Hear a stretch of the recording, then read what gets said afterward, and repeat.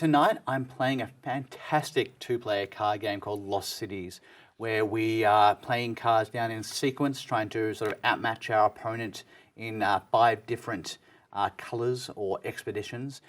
Joining me tonight is my cousin Elodie, which is fortunate because we used to play card games a lot when we were younger as a way to sort of escape the parents and the older family we didn't necessarily want to speak to at all. Cough, cough, cough. Elodie, how are you going? Very well, thanks for having me. I'm glad you're here. Now, so we're going to be playing this game, and you can kick us off. So each what we're doing is we're playing a card out in these 5 rows. The idea is you have to do it in sequence, and there's a cost to playing cards down here, which is 20 points. So you have to get more than 20, otherwise you're going to start losing points. You play a card, then you draw a card, and you can kick us off. Okay.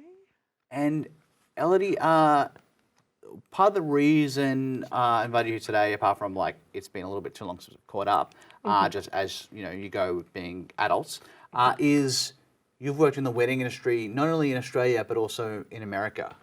Yes, I have. Yes, I've been in the wedding industry for 15 years somehow. So I started off here and then, as you said, moved over to New York a little while after that to pursue wedding planning specifically. So I guess, can you tell us a little bit, broadly speaking, about what is the differences between the wedding industry here in Australia when you were doing it and then, compared to in America and New York? Totally. So I got my start in catering. So there's a lot of wedding planning that kind of happens within, or obviously weddings involve caterers. In terms of the differences between the industries, wedding planners are more of a thing in the US, obviously. So that's probably the biggest change in why I ended up moving to the States, just because that was what I wanted to pursue in more detail, and it was just easier to do so over there. In terms of other differences, there's definitely, cultural things, even like signing tables are more of a thing here. You typically sign the license before or after a ceremony in the States. So there's a few different things there. Some of the final songs at the end of a wedding differ. Horses does not appear at all in the States. So yeah, there's a few differences there. Yep. They're missing out, obviously, I think. Yep. So it's your go now. I've played before. And so this is also one of the exciting things. Well, not the exciting thing, but like, you played your sort of betting card and then you've got a 5, so that rules out you cannot play 2, 3, 4 anymore. But because of the cost in each column to play cards, it's also like, well, do I want to commit to early greens if I'm going to fight you for them? It can be a bit tricky, which is the game effectively. So I'm going to play that 2 down there and then draw here. So what was it like moving to New York and be like, I'm going to get a job here, and yes, you've done weddings before, but obviously it's a different beast over there. What was that like? Absolutely. So what led me to actually officially committing to moving was I went to a conference. Actually, there's a wedding conference in Las Vegas every year called Wedding MBA. So I went to that and was kind of like a kid in a candy store where there was, everything that I was looking for. And through that met someone who was from the Martha Stewart, when Martha Stewart was still doing their print magazine, and they had a party in New York and they were inviting people to go to that, and no one was taking them up on tickets, which was crazy. So I was like, I'll definitely go. And through that, as you do, you find the only other Australian in the room who was a photographer who just kindly was like, you should just, if you want to pursue planning here, just move here. And I thought he was insane. And he's like, no, just move here. And so I came back to Australia, and 6 months later had moved over there. And that started a really interesting experience of working for a bunch of luxury wedding planners and then having my own company. So obviously the population of America is much bigger than Australia. Does that just sort of mean the wedding industry is just bigger because of that, or is there a difference in scale, or is there other differences that people might not be aware of? Absolutely. So the scale is definitely much bigger than it is in Australia. I would say also, depending on the states, people do get married on average younger. I believe it was around 24 was the average age for a while, whereas in Australia it's around 30. So in terms of like how young people are getting married, again, it depends on where. So that would be one thing. Also, just like planners are more of an industry staple, like people understand what they are there for, they're more readily hired. And the spend is also much different as a result. Well, I guess those last two are pretty important factors of someone who wants to be in that industry. Because if Yes. you want to be a wedding planner and no one hires wedding planners, then that's difficult to. Yes.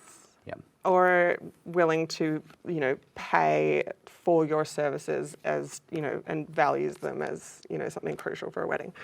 Which again, you can obviously get married without one, but, there's definitely positives for having a planner.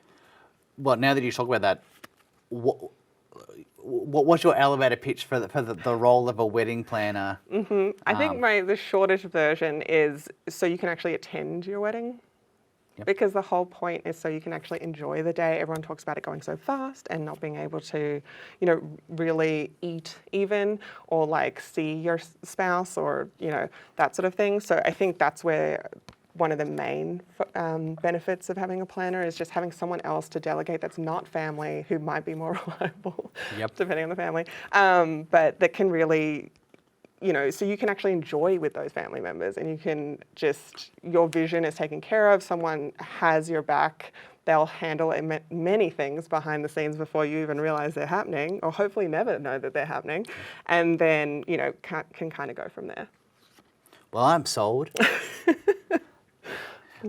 So I guess obviously there is obviously clear benefits, and you can see there of being able to actually enjoy the day, and also just reduce stress. Can you tell me about some interesting or different weddings that you might have been involved in?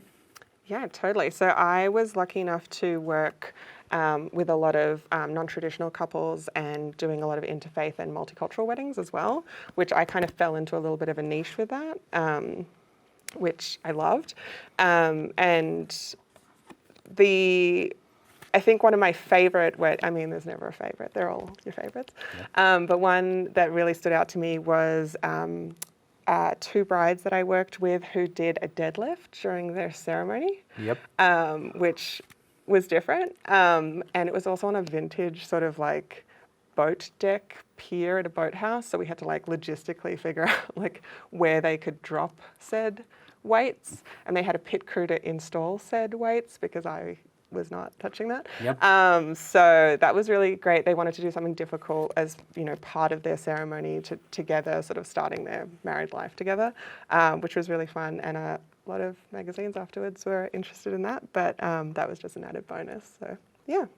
What should you absolutely not do at a wedding? Obviously, it's their own day, but what should people absolutely not do? Don't eat the cake until it's been cut. Yep. I've seen a lot of stuff recently, online. I've never seen it in real life where people are kind of taking to the cake themselves. That's a big no. Yep. It definitely should be cut by the couple, or at least served. Yep. Don't object. I feel I think that only happens in movies, but that would be a no. Oh, and don't show up with someone. That's probably more to the point. Do not show up to a wedding with a +1 if you were not invited with a +1. That's a pretty big one. Yep. Yeah, it's not going to be table space or a meal. Yes. Or wear white. Start that and draw. I've got one more last move of the game.